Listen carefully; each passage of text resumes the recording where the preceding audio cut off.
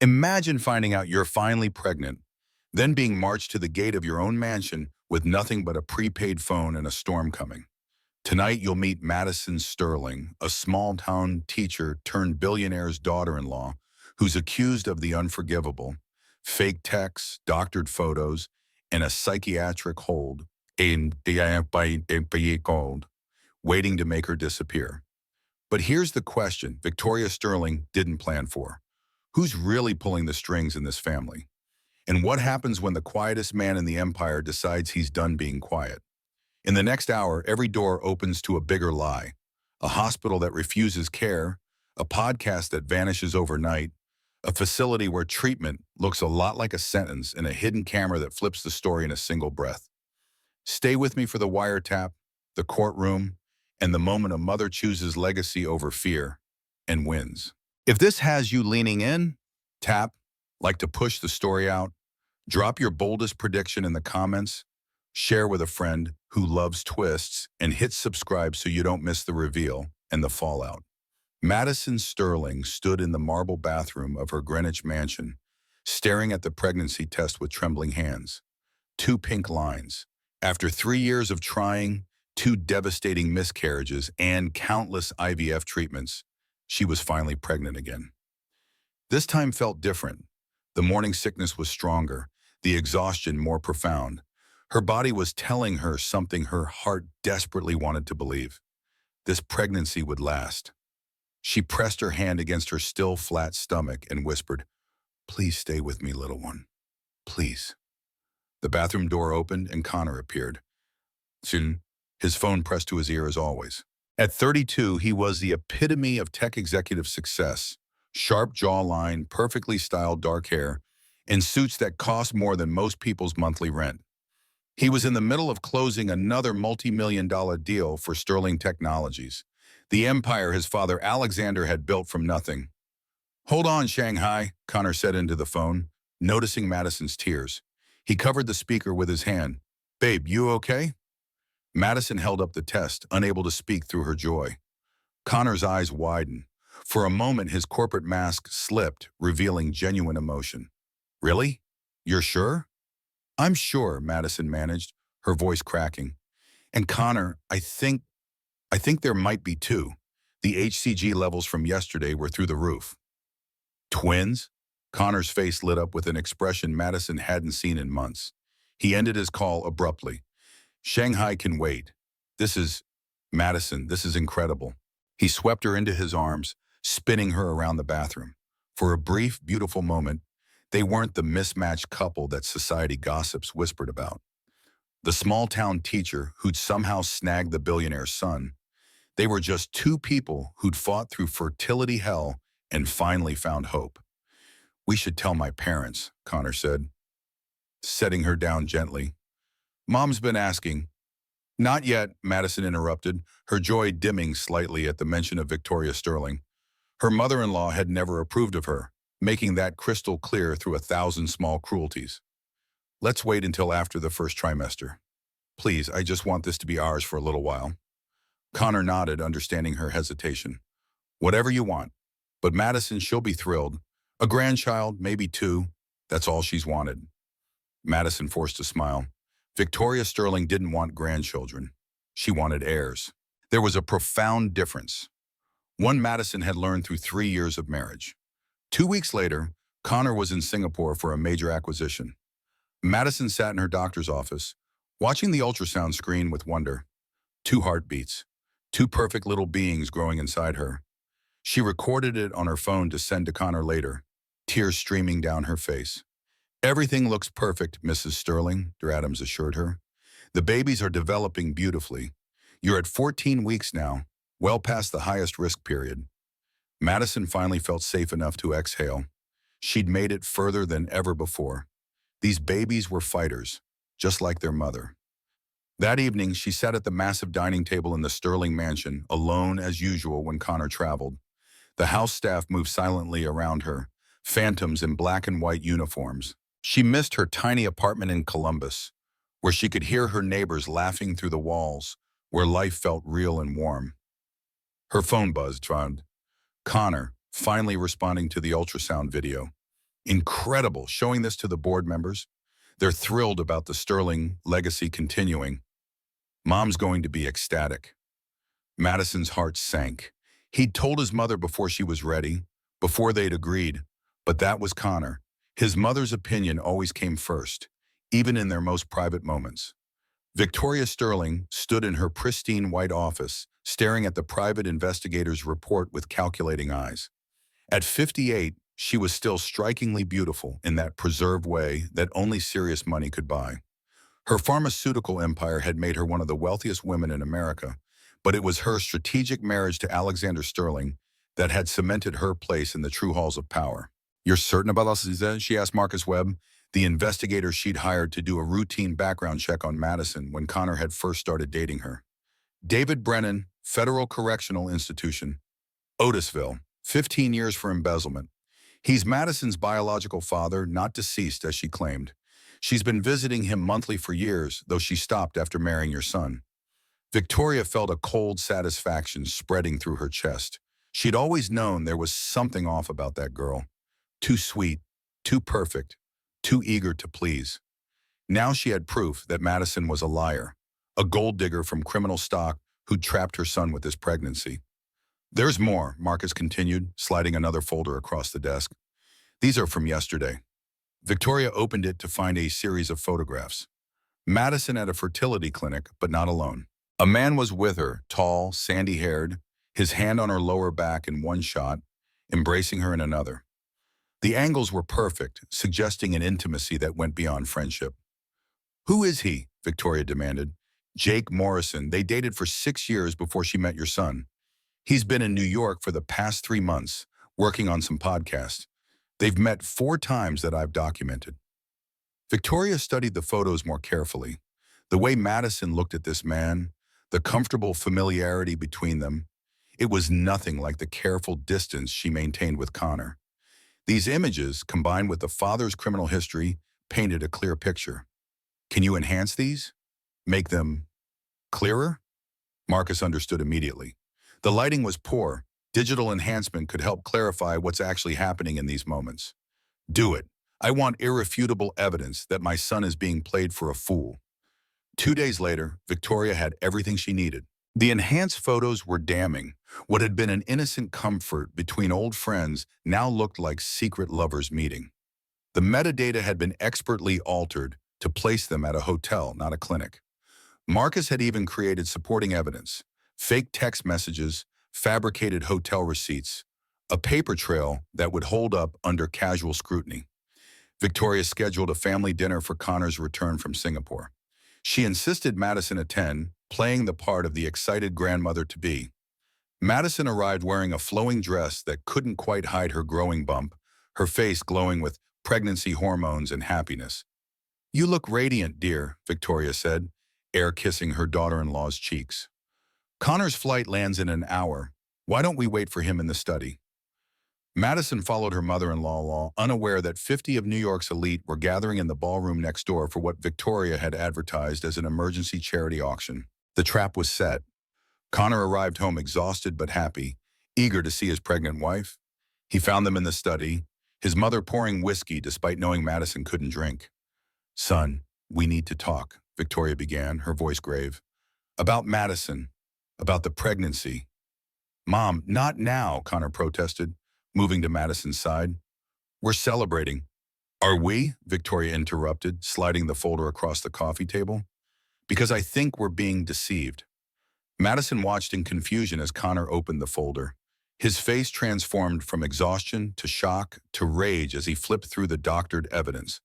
The photos, the receipts, the text messages, all painting her as a cheating wife carrying another man's child. "Connor, what is this?" Madison asked, reaching for the folder. He jerked it away from her. "You tell me. You and Jake? At the Ritz? While I was traveling?" Madison's blood turned to ice as she saw the manipulated photos. "This isn't real." "Connor, you know me. This is fake. Someone did this." "Stop lying." Connor's voice cracked like a whip. "My mother had you investigated. Your father, he's not dead, is he? He's in federal prison. You've been lying since day one." The room spun around Madison. The father revelation was true. She'd been too ashamed to admit her father's crimes, telling one lie that had snowballed. But the photos, the affair, none of that was real. I can explain about my father, but Connor, please, the babies, these are your babies. I've never been with Jake since we married. These photos are fake. Victoria stood up smoothly. Security has packed your things. You'll leave now quietly, or we can do this publicly. Your choice. Connor, Madison pleaded, grabbing his arm, you're really going to throw out your pregnant wife based on this? Without even listening? Connor wouldn't look at her. In that moment, Madison saw the truth. He was weak, a little boy who'd never grown beyond needing his mother's approval. The man she'd thought she married didn't exist. The double doors to the study burst open. Two security guards entered, their faces professionally blank. Madison recognized one, Thomas, who she'd always been kind to, whose daughter she'd helped get into private school. He wouldn't meet her eyes now. Please come with us, Mrs. Sterling, Thomas said quietly.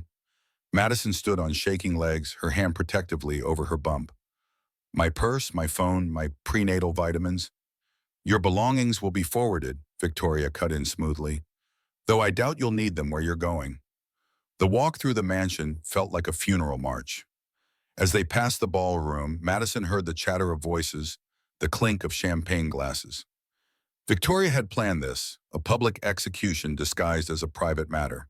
The massive front doors opened to reveal a cold March evening. No coat was offered, no car was waiting. Thomas walked her to the gate, a quarter mile in her thin dress and heels. Thomas, please, Madison whispered. You know me. You know I wouldn't. I'm sorry, he said, genuine regret in his voice. There's an Uber credit on this phone. He slipped a cheap prepaid phone into her and bought $20 on it. That's all I can do. The gates closed behind her with a metallic clang that echoed in her bones.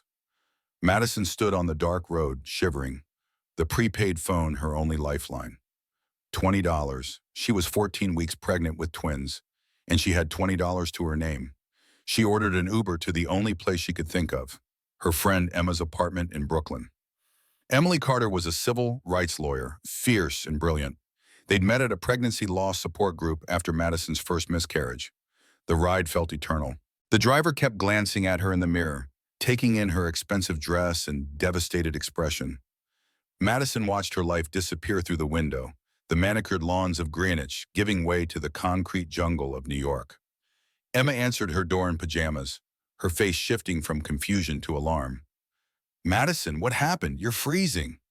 They threw me out, Madison said, then collapsed into her friend's arms.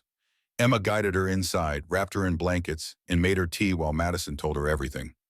The investigation, the fake photos, Connor's betrayal, Victoria's calculated cruelty. This is illegal, Emma said, her lawyer brain already working. They can't just throw you out. You have rights, marital property, spousal support, especially while pregnant. We'll file emergency motions first thing tomorrow. She has judges in her pocket, Emma. The Sterling name? I don't care if she owns the whole justice system.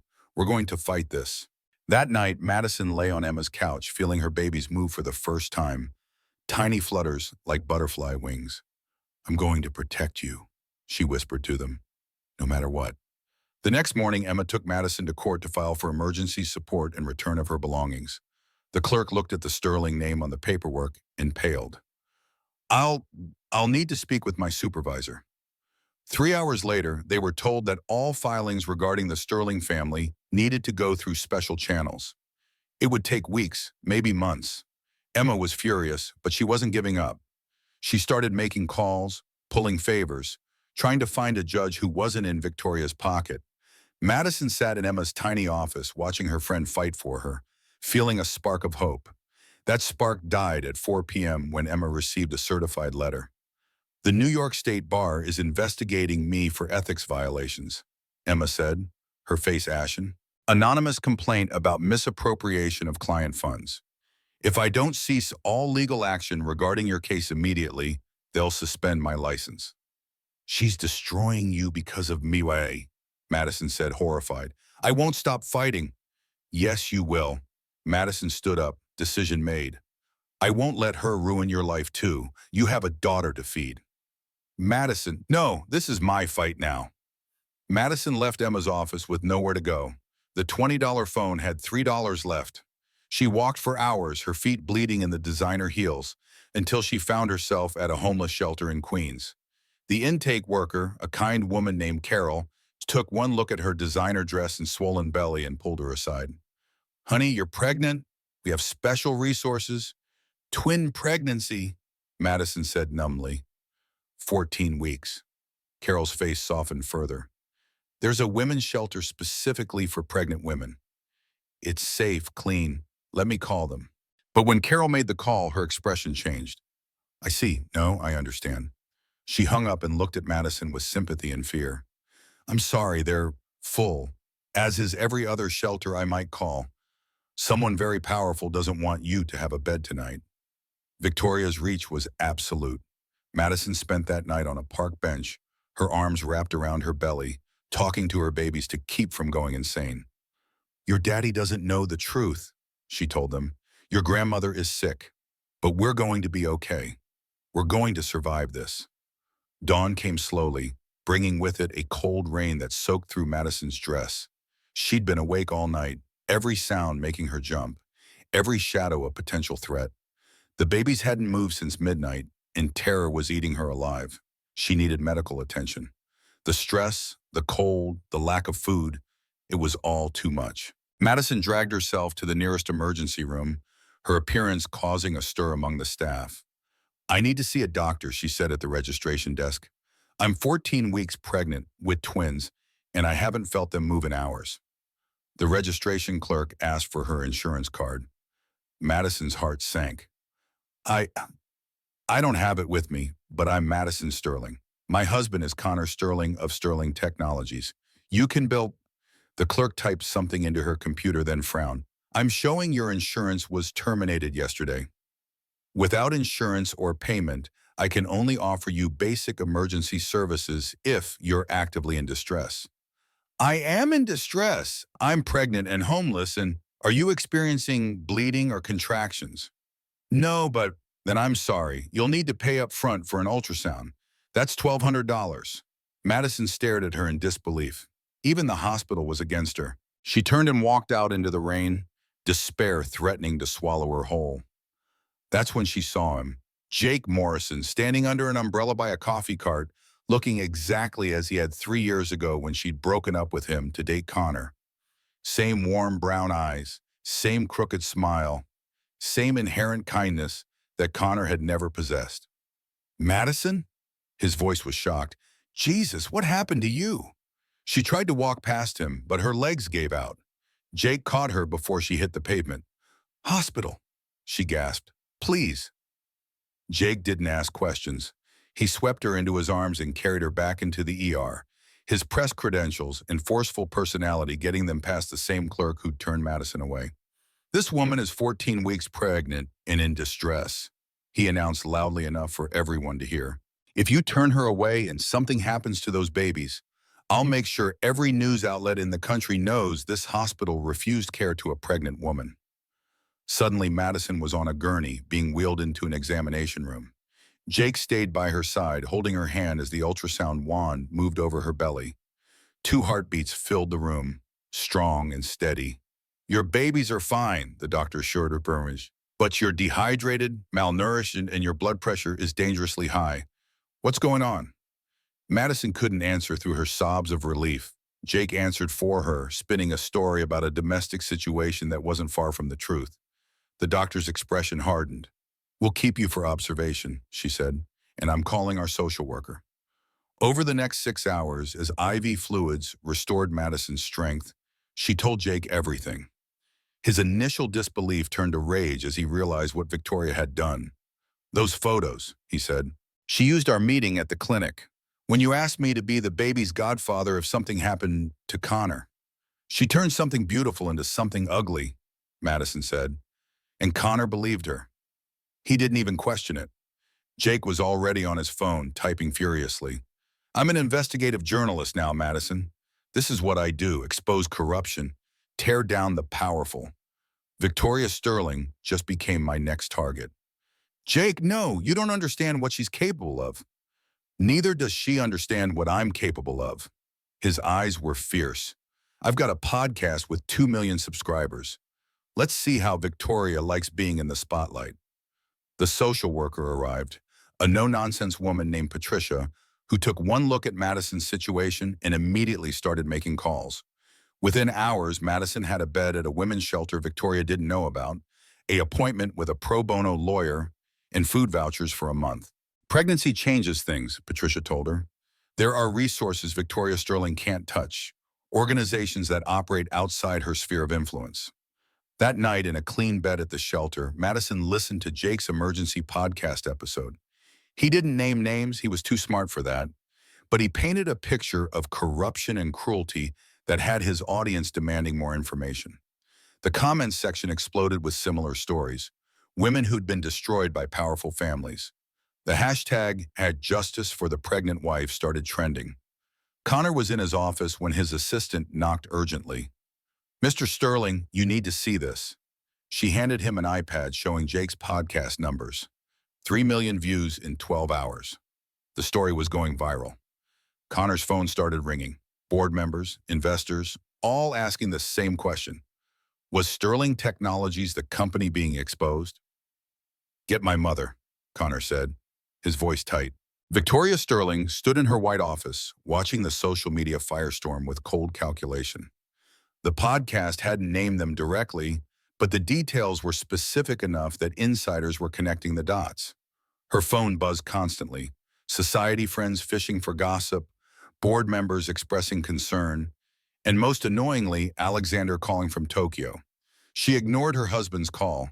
He'd been an absent figure for years, more interested in his Asian markets than family drama. Let him stay in his bubble while she handled this mess. "We need to shut this down," she told Marcus Webb, her investigator. "The journalist, Jake Morrison, he needs to be silenced." Marcus shifted uncomfortably. "That could escalate things. If anything happens to him now—" "I'm not suggesting violence," Victoria said smoothly, "but everyone has a price or a pressure point. Find his." Within 24 hours, Marcus had what Victoria needed. Jake Morrison had a younger sister with special needs who required expensive care. The facility she lived in was owned by a company that Victoria's pharmaceutical empire supplied. One phone call, and the sister would lose her spot. Victoria composed a simple message to Jake: "Cease all coverage immediately, or your sister Amy loses her care facility placement. You have 6 hours to delete all content." Jake received the message while sitting with Madison at a prenatal appointment the shelter had arranged. His face went white as he read it. "She's threatening Amy," he said, his voice hollow. "My sister has severe autism. She's been in the same facility for 5 years. If she has to move—" Madison watched the man who'd been ready to fight crumble before her eyes. "Jake, I'm so sorry. You have to protect Amy. Delete everything. But your story isn't worth your sister's safety." Madison took his hand. "You tried. That means everything." Jake deleted the podcast episode, posted a retraction citing factual errors, and watched 3 years of credibility evaporate. His subscribers turned on him, calling him a sellout, a liar. Victoria had won again, but she wasn't satisfied with just silencing Jake. The problem, Madison, still existed. Connor found his mother in the greenhouse, tending to her prized orchids with mechanical precision.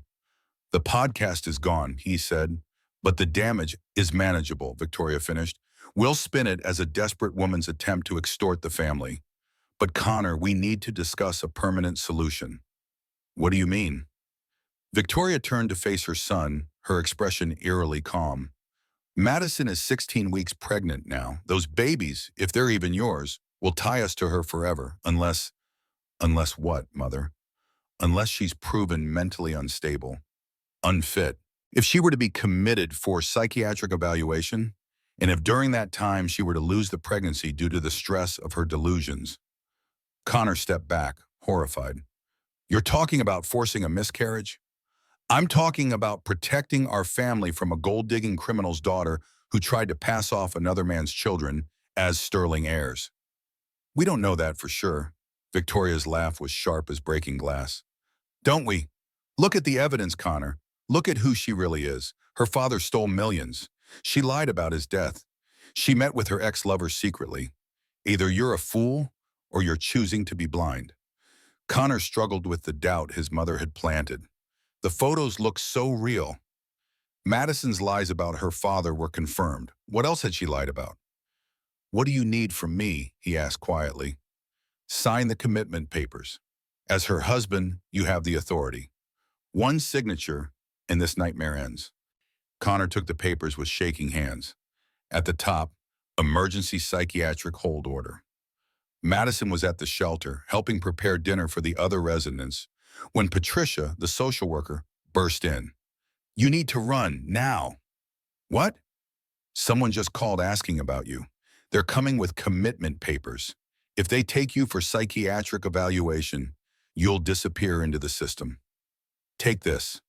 Patricia pressed cash into Madison's hand. "There's a domestic violence shelter in New Jersey that's completely off the grid. Go now, don't pack, just go." Madison ran, her heart pounding, the babies tumbling inside her as if sensing her fear. She made it to the bus station just as two official-looking cars pulled up to the shelter. On the bus to New Jersey, Madison felt her phone buzz. A text from an unknown number. "Your husband signed the papers. They're coming, but you need to know the truth. Check your email. A friend." Madison's hands shook as she opened her email on the shelter's borrowed phone. There was a single video file. She pressed play and saw Victoria's office. The angle suggested a hidden camera. Victoria was speaking to someone off-screen, Marcus Webb, based on the voice. "The enhancement work on those photos was excellent, Marcus. No one would guess they were taken at a fertility clinic, not a hotel." "The metadata changes were seamless," Marcus agreed, "and the text message fabrication held up perfectly." "Good. My son believes his wife is a whore, and soon she'll be locked away where she can't embarrass us further. Sometimes I amaze even myself." The video ended. Madison stared at the screen, her mind racing. Someone in Victoria's inner circle had recorded this. Someone was trying to help her. But who? The off-grid shelter in New Jersey was a converted farmhouse 40 miles from anywhere, run by an ex-Marine named Sandra, who'd lost her own daughter to domestic violence. She took one look at Madison's designer maternity dress, an exhausted face, and didn't ask questions. "You're safe here," Sandra said simply. "Victoria Sterling's reach doesn't extend to my property." Madison nearly collapsed from shock. "You know who I am? Honey, every women's shelter in the tri-state area knows your story. That podcast before it got deleted? We all heard it. You're not alone anymore." For the first time in days, Madison felt like she could breathe. The shelter housed 6 other women, all hiding from dangerous situations. They welcomed her with the fierce solidarity of survivors. That night, Madison played the video of Victoria's confession over and over. She had proof now, but what could she do with it? Any lawyer she approached would be threatened. Any media outlet would be silenced. Victoria had made herself untouchable. 3,000 miles away, Alexander Sterling closed the biggest deal of his career, acquiring a Japanese logistics company for $12 billion. At 62, he should have felt triumphant. Instead, he felt empty. His phone had been buzzing all day with messages about some scandal involving Connor and Madison. He'd ignored them all, assuming it was another of Victoria's society dramas. His wife had managed the family's personal affairs for 20 years while he built the empire. It was a division of labor that had worked. But something made him listen to his voicemail that night. 5 messages from board members, all concerned. 3 from Connor, sounding increasingly unhinged, and 1 from a number he didn't recognize. "Mr. Sterling, you don't know me, but I know what your wife did to your daughter-in-law, your pregnant daughter-in-law. Check your private email, the one only 5 people have." Alexander's blood chilled. His private email was unhackable, known only to his closest circle.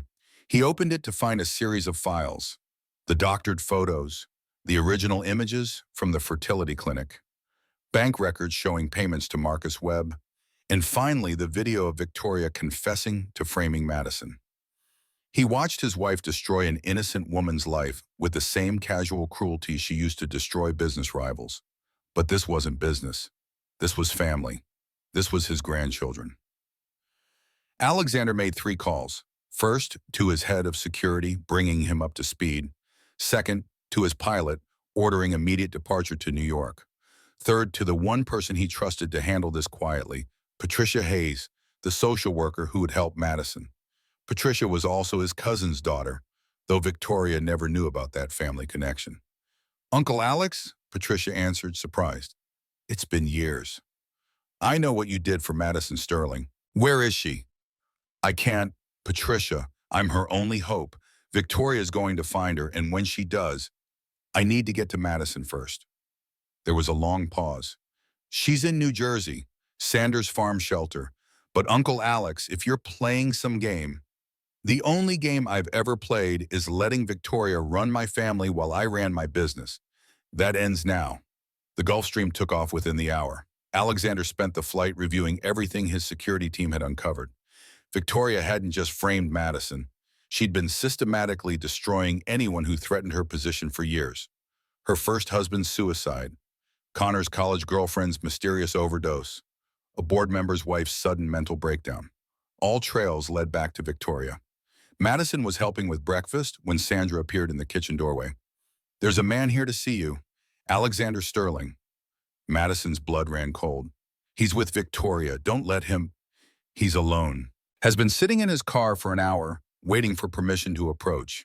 Says he has something you need to see. Madison looked at the other women, all ready to form a protective wall around her. I'll talk to him, but not alone. Sandra nodded. We'll be right outside. Alexander Sterling looked older than his press photos, his face gaunt with what Madison recognized as shame. He stood when she entered, and she saw Connor's eyes in his weathered face. But where Connor's eyes were weak, Alexander's held steel. I know what Victoria did, he said without preamble. All of it. The fake photos, the threats, the commitment papers. I know about your father, the real story, not Victoria's version. I know those babies are my grandchildren. He placed a tablet on the table between them, showing bank records. This is a trust I established yesterday. $50 million in your name alone.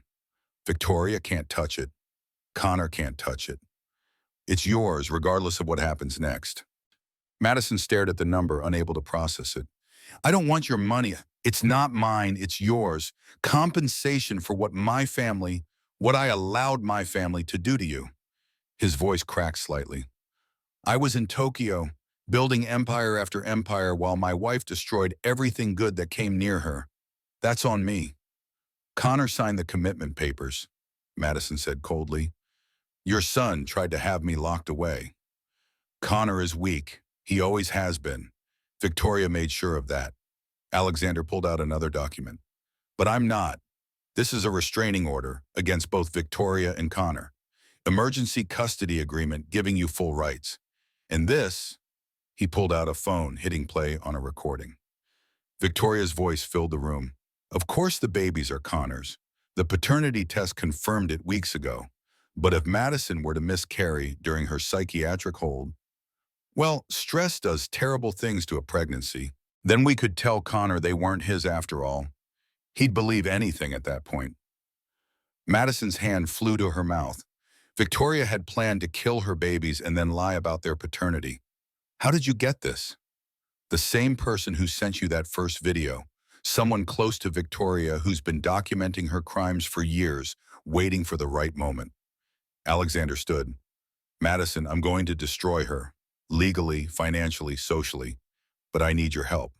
Will you trust me? Madison sat in the back of Alexander's armored SUV, watching New Jersey transform into New York through bulletproof glass.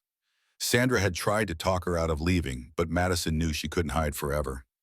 Not with twins growing inside her, not with Victoria still hunting her. Where are we going? She asked Alexander. My personal attorney's office, Margaret Walsh. She's handled every major crisis in my career, and she's the only lawyer in New York that Victoria can't intimidate. Because? Because Margaret has been documenting Victoria's crimes for 15 years. She was my first wife's best friend. Madison's head snapped up. Connor's biological mother? Elizabeth. She died when Connor was 12. Suicide, they said. But Margaret never believed it. She's been waiting for the right moment to prove it was murder. The revelation hit Madison like ice water. Victoria killed Connor's mother? poisoned her slowly with medications from her own pharmaceutical company, made it look like Elizabeth was self-medicating for depression. I was traveling constantly, building the empire. I believed what Victoria told me.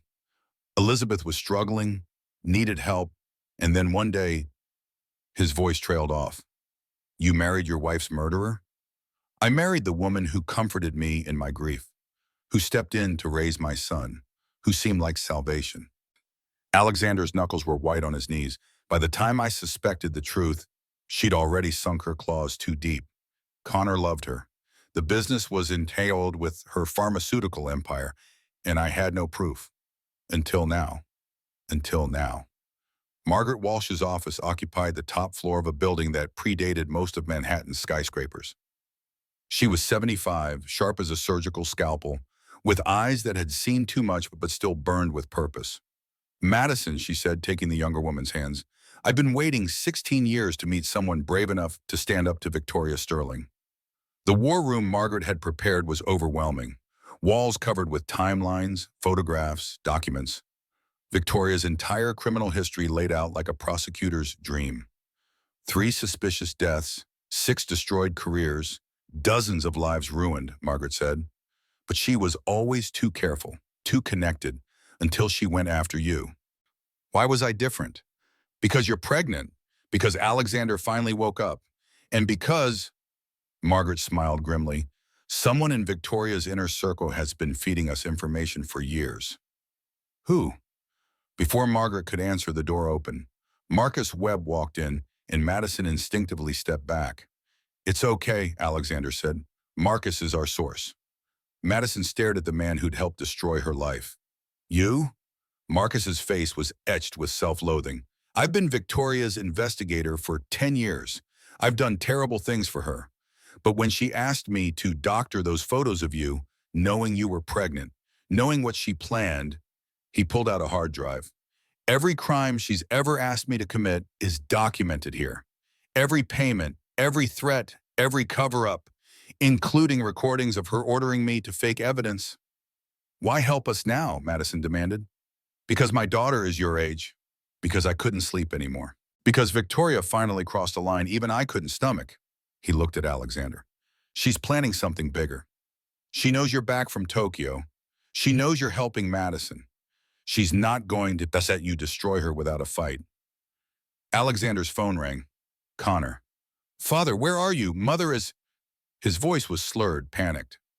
Connor, what's wrong? She gave me something, said it would help me sleep, but I can't. Everything's spinning. She's saying I'm having a breakdown, that I need help. There's an ambulance. The line went dead. She's drugging Connor, Madison gasped. She's going to have him committed. Alexander was already moving. She's eliminating witnesses. If Connor is institutionalized, he can't testify about the fake photos. Margaret, file everything now. Emergency injunctions, criminal charges, everything. The judges, wake up every judge in New York if you have to. Marcus, you're going to the FBI, today, now. Oh, what about Connor? Madison surprised herself by asking. Despite everything, he was still the father of her children. I'll handle Connor, Alexander said. You need to disappear for 24 hours while we destroy Victoria's network. Can you do that? Madison thought of her babies, of the strength they'd given her. I've survived this long. I can survive one more day. Victoria Sterling stood in her pristine white office, watching her empire crumble in real time. Every news channel was running the story. Pharmaceutical heiress accused of murder, fraud, and conspiracy. The FBI had raided her offices at dawn, seizing computers, documents, 20 years of carefully hidden crimes. Marcus Webb was in federal custody, singing like a canary. Margaret Walsh had filed 17 separate lawsuits. And Alexander, her pathetic workaholic husband, had finally grown a spine. But Victoria Sterling didn't become one of the most powerful women in America by folding under pressure. She had one last card to play. She picked up her phone and made a single call. DeMorrison, it's Victoria Sterling. I need you to initiate Protocol 7. Across the city, Madison was in protective custody at an FBI safe house. watching the news with a mixture of relief and dread. Victoria's arrest was imminent, but something felt wrong. It was too easy. Victoria didn't surrender. She scorched earth. Her fears were confirmed when Patricia burst in. "We need to move you, now." "What's happening?" Victoria just had Connor committed to her private psychiatric facility, the same one where 3 of her enemies mysteriously died. And she's claiming you're a danger to yourself and others, that you need immediate intervention. But the restraining order doesn't matter if you're dead. Patricia was already packing Madison's things. She's activated something called Protocol 7. My contact at the facility says it's a full lockdown, no oversight. Whatever she's planning. The lights went out. Emergency lighting kicked in, bathing everything in red. FBI agents were shouting, radios crackling with confusion. Someone had cut power to the entire block. "Move, move, move!" The lead agent grabbed Madison, practically carrying her toward the exit. They made it 3 steps before the windows exploded inward. Smoke grenades filled the room with thick, choking clouds. Madison couldn't see, couldn't breathe. She felt hands grabbing her, pulling her in different directions. Then, a familiar voice in her ear. "I've got you." It was Thomas, the security guard from the Sterling mansion, the one who'd walked her to the gate that terrible night. "I'm sorry," he whispered, then pressed something against her neck. The world went black. Madison woke in a white room that smelled of industrial disinfectant. Her wrists were strapped to a hospital bed. Her mouth was dry, her vision blurry. But worst of all, she couldn't feel the babies moving. "No, no, no," she moaned, struggling against the restraints. "Ah, you're awake." Victoria entered, wearing a doctor's coat like armor. "Welcome to Serenity Hills, my private facility. You've been admitted for acute psychosis with violent tendencies. My babies are fine, for now." Victoria pulled up a chair, her expression serene. "You see, Madison, I own this place. The doctors, the nurses, they all work for me. And according to their reports, you're going to have a complete psychotic break in about 6 hours. You'll become violent, requiring restraint and medication. The stress will trigger a miscarriage. Tragic, really. Alexander knows. Alexander is currently dealing with Connor's overdose. Oh yes, my son apparently tried to kill himself. So unstable, just like his biological mother. He'll need months of intensive care." Madison's heart shattered. Despite everything, she didn't want Connor dead. "You poisoned him, your own son." "I saved him from weakness." Victoria stood, smoothing her coat. "He was going to betray me, choose you over family. I couldn't allow that." "You're insane." "No, dear, you are. At least, that's what the death certificate will say." Victoria moved to the door. 6 hours, Madison. Say goodbye to your bastards." She left Madison alone, trapped, feeling her baby's frightened movements as if they knew what was coming. 5 hours and 45 minutes later, the door burst open. But it wasn't a doctor with poison. It was Alexander, flanked by FBI agents in tactical gear. "Cut her loose," he ordered. As the restraints fell away, Madison sobbed with relief. Alexander helped her sit up, his face grim. "Victoria? In custody, real custody this time. We recorded everything." She was so confident, she didn't check for wires. Madison's hand flew to her neck, feeling the tiny device Thomas had placed there when he drugged her. "Thomas?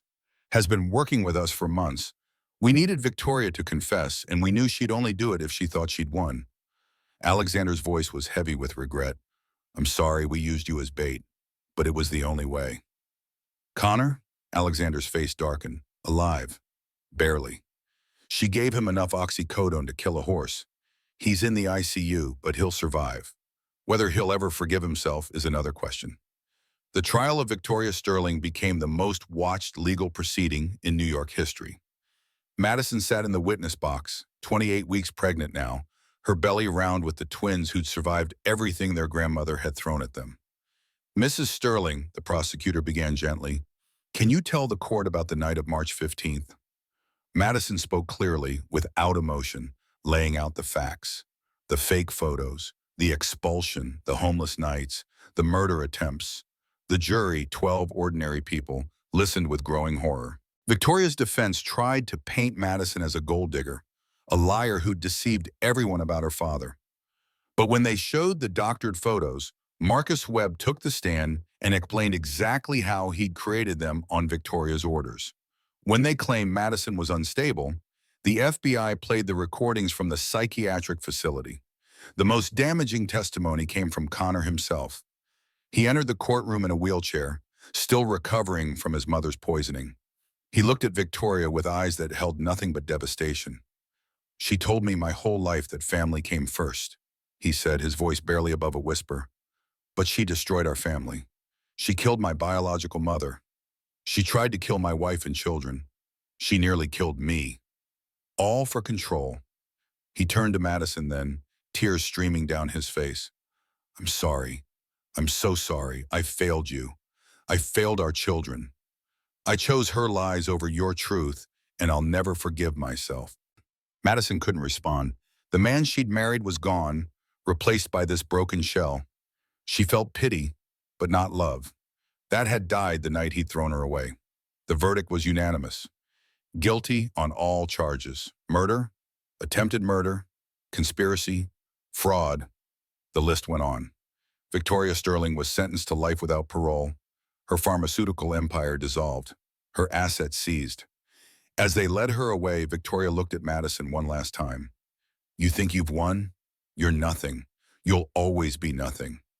Madison stood, her hand on her belly, feeling her children move. "I'm their mother. That's everything." 6 weeks later, Madison gave birth to 2 healthy boys, Daniel and Christopher Rossi. She'd chosen to give them her name, not Sterling. They would grow up free from that poisoned legacy. Alexander was there for the birth, the proud grandfather who'd earned his place through action, not blood. He held each baby with tears streaming down his face. "Elizabeth would have loved you," he told Madison. "You're the daughter-in-law she would have chosen." Connor was not there. He'd signed away all parental rights from his hospital bed, knowing he was too damaged to be a father. He'd entered intensive therapy, trying to rebuild himself from the ground up. Madison didn't hate him for it. Some people were too broken to fix, and her children deserved better than broken. Emma, her lawyer friend whose license had been restored after Victoria's conviction, handled the divorce. It was swift and uncontested. Madison received everything: the houses, the money, the Sterling name if she wanted it. She didn't want it. Instead, she used the $50 million Alexander had given her to start the Elizabeth Sterling Foundation for Domestic Violence Survivors. She bought a brownstone in Brooklyn, close to the shelter where Sandra had saved her life. She hired Patricia as the foundation's director and Thomas as head of security, redemption for them both. Redemption for them. Jake Morrison rebuilt his podcast, telling Madison's story in full with her permission. It became a documentary, then a book, with all proceeds going to the foundation.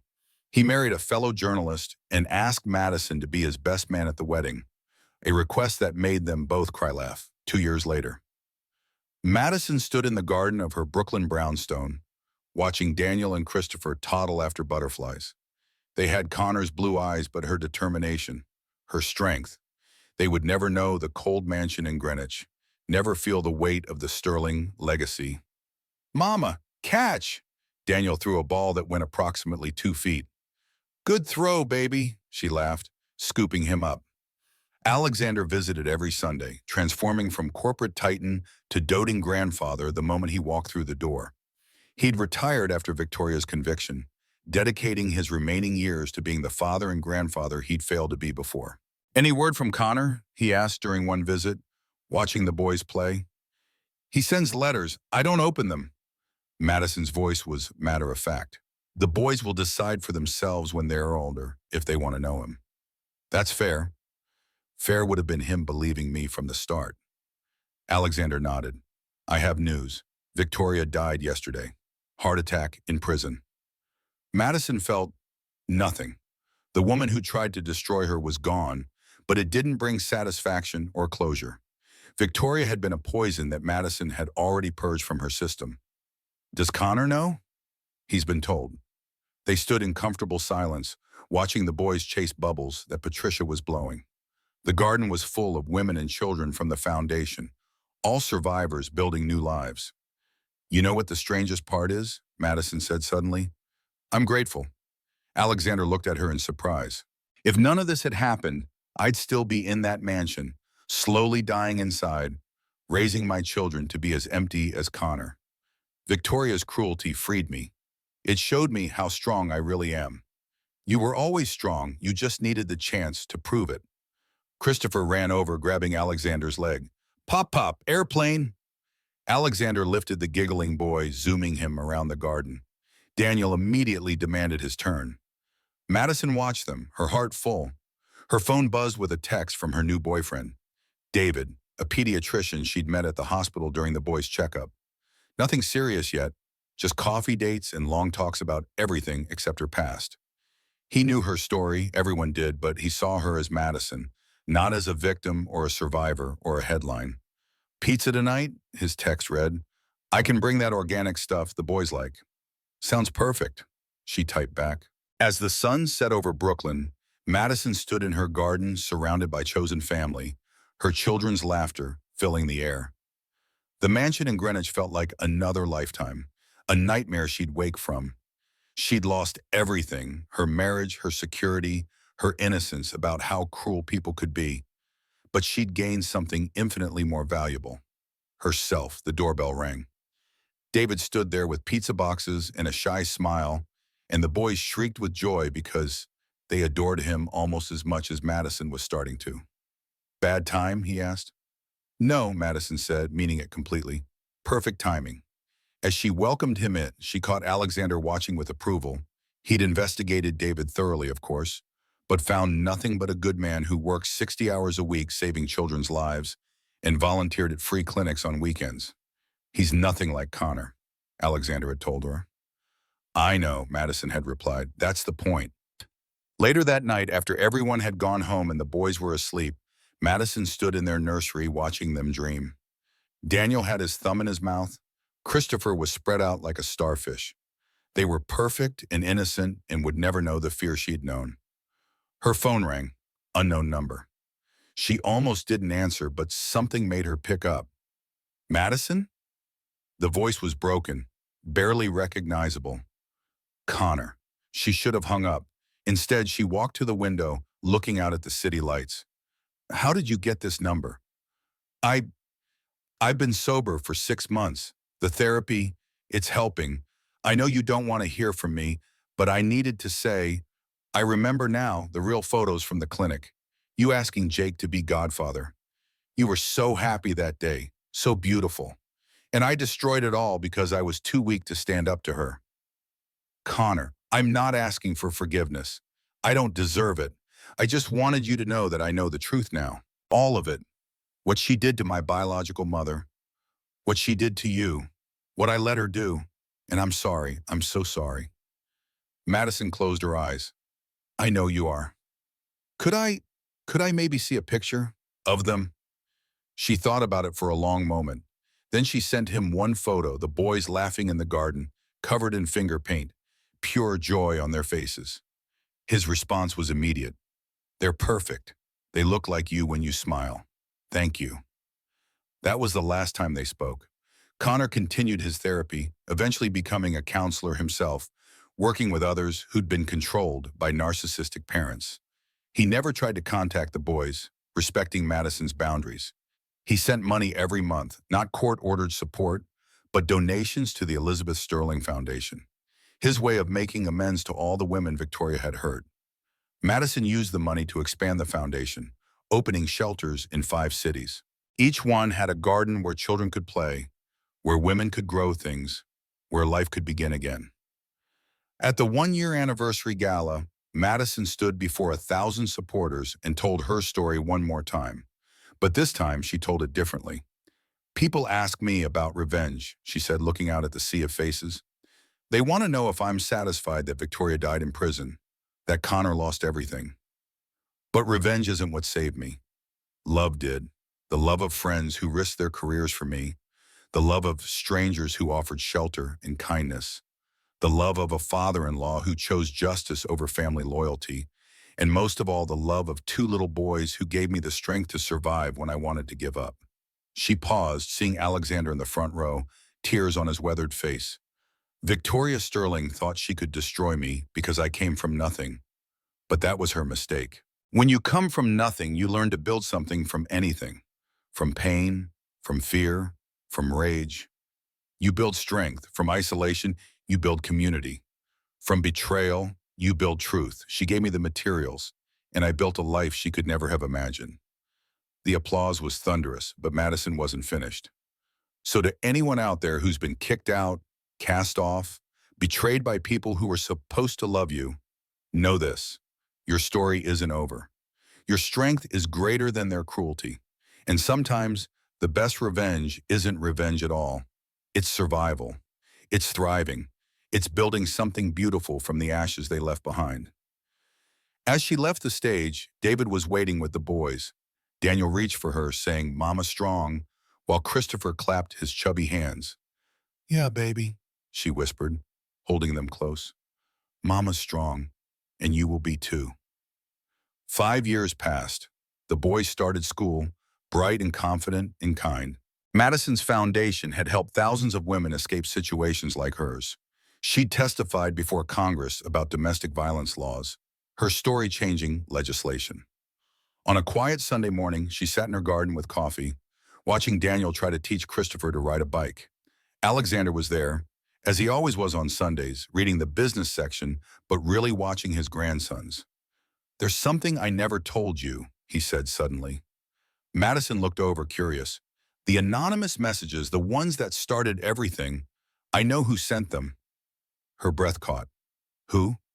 "Elizabeth." "But she's dead." "She is, but before she died, she set up a system. A dead man's switch, she called it. If Victoria ever tried to hurt another pregnant woman the way she'd hurt Elizabeth when she was pregnant with Connor, the system would activate. It would send evidence to key people. She knew I'd eventually remarry. Knew Victoria would eventually show her true colors again. Elizabeth protected you from beyond the grave." Madison's eyes filled with tears. A woman she'd never met had saved her life. "She left something else," Alexander continued, pulling out an envelope yellowed with age. "To be given to whoever Victoria tried to destroy. I've been waiting for the right time." Madison opened it with shaking hands. "Dear sister in survival, if you're reading this, you've faced Victoria's cruelty and lived. I wasn't strong enough. The poison she gave me while I was pregnant with Connor weakened me beyond repair. But I made sure she couldn't do it again without consequences. You are stronger than I was. You survived what I couldn't. Please know that every moment of pain you endured had a witness in me, even from beyond. I couldn't save myself, but maybe I helped save you. Protect your children. Love them freely. Give them what I couldn't give Connor, a mother who lived. All my love and strength, Elizabeth Sterling." Madison pressed the letter to her heart, sobbing. In that moment, she felt Elizabeth's presence like a warm embrace. Two mothers, connected across death itself, protecting each other's children. "Thank you," she whispered to the sky. "I'll love them enough for both of us." That night, as Madison tucked the boys into bed, Daniel asked, "Mama, why don't we have a daddy like other kids?" She'd prepared for this question, but it still made her heart clench. Some families have mommies and daddies. Some have two mommies or two daddies. Some have just one parent. But you know what makes a family? "What?" Christopher asked, eyes wide. "Love, and we have so much love. We have Pop Pop and Aunt Patricia and Uncle Thomas and David and all our friends at the foundation. Our family might look different, but it's perfect for us." "Is our daddy dead?" Daniel asked with the blunt curiosity of a 5-year-old. "No, baby, he's alive.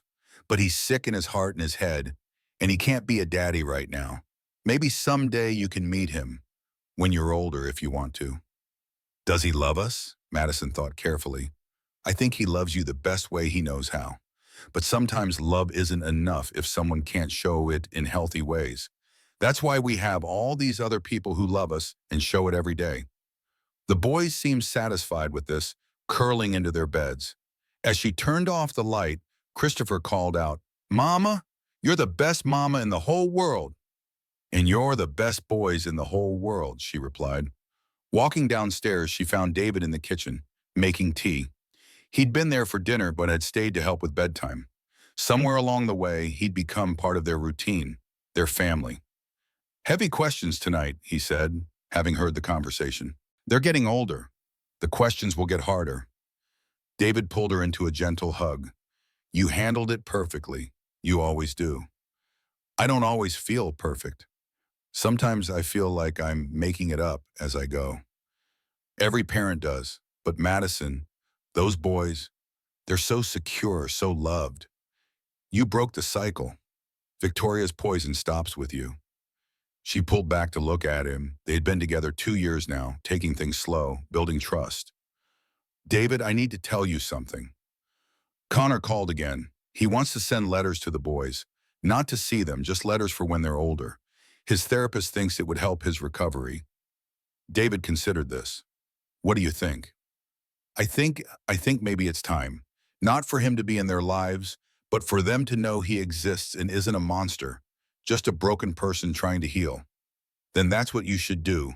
Trust your instincts. They haven't been wrong yet. That weekend, Madison met Connor at a coffee shop. He looked different, older, thinner, but clearer somehow. The arrogance was gone, replaced by something that might have been wisdom earned through pain. Thank you for coming, he said, not trying to shake her hand or hug her. He knew he'd lost that right. I'm here for the boys, not for you. I know. He pulled out a box. These are letters. One for each birthday until they're 18. If they never want to read them, I understand, but I needed to write them. Madison took the box. What do they say? That I'm sorry, that they deserve better, that their mother is the strongest person I've ever known, that my weakness isn't their burden to carry, and stories about their grandmother Elizabeth, things Alexander told me that they should know, good things, before Victoria poisoned it all. I'll keep them safe. When they're ready, they can decide. Connor nodded, then stood to leave. He paused at the door. Madison, that man you're with. David, he's good. He's what they deserve. I know. I'm glad you found happiness. He left then, and Madison knew she'd never see him again. He moved to California, changed his name, built a quiet life helping others escape abusive families. He never remarried, never had other children. The boys were his only legacy, even if he'd never know them, 10 years after that night in the rain. Madison stood in the same spot where Thomas had walked her to the gate a decade ago. The Sterling mansion was being demolished, Alexander's final act of erasing Victoria's legacy. In its place would be a park, with a playground and a memorial garden for victims of domestic violence. Daniel and Christopher, now 12, stood beside her, tall for their age, confident in ways she'd never been at 12. This is where it happened? Daniel asked. Where she kicked you out? This is where my life really began, Madison corrected. Where I learned what I was capable of. Were you scared? Christopher asked. Terrified, but sometimes the scariest moments lead to the strongest futures. Alexander joined them, leaning heavily on a cane now, but still sharp, still present. Ready? He asked. Madison nodded. Together they watched the wrecking ball take its first swing. The walls that had imprisoned her crumbled like paper. The boys cheered as if it were fireworks. David arrived with hot chocolate for everyone, kissing Madison's cheek, ruffling the boy's hair. He wore a simple gold band now. They'd married quietly 2 years ago. No Sterling money involved, just their chosen family in Madison's garden. Mom, can we go to the foundation after this? Daniel asked. I promised to read to the little kids. Of course, sweetheart. As they walked away from the demolition, leaving the past and rubble behind them, Madison felt Elizabeth's presence one last time. A whisper on the wind. You did it. You saved them. You saved us all. The Sterling name would fade from memory, but the Elizabeth Sterling Foundation would endure. Victoria's cruelty had created its own opposite, a legacy of strength, survival, and love that no amount of money or power could destroy. That night, Madison stood in her garden one last time, looking at the stars. The boys were asleep. David was inside grading papers. Alexander was in the guest room he stayed in every Sunday night now. Her phone buzzed with a message from a woman in Texas whose husband had just thrown her out. She was pregnant, scared, alone. The woman had seen Madison's story, found the foundation's number. Hold on, Madison typed back. We're coming. You're not alone anymore. She made 3 calls, set the rescue in motion. By morning, the woman would be safe, would begin her own journey from victim to survivor to thriver. Madison went inside, checked on her boys one more time. They slept peacefully, unaware of the battle that had been fought for their existence, knowing only love, only safety, only the strength their mother had carved out of catastrophe. The storm had passed, the mansion had fallen. But here in Brooklyn, in a brownstone full of laughter and life, Madison Rossi had built something unshakable. She had won not through revenge but through resilience, not through hatred but through hope, not by becoming like Victoria, but by becoming everything Victoria could never be, truly, authentically, powerfully herself. The billionaire father-in-law's revenge had been swift and total. But Madison's revenge was eternal. It was the lives she'd saved, the children she'd raised, the love she'd fostered. It was proving that no amount of cruelty could kill kindness, that no darkness could extinguish light. As she crawled into bed beside David, feeling safe and loved and whole, Madison smiled. Tomorrow would bring new challenges, new women to help, new battles to fight. But tonight she was exactly where she belonged, home.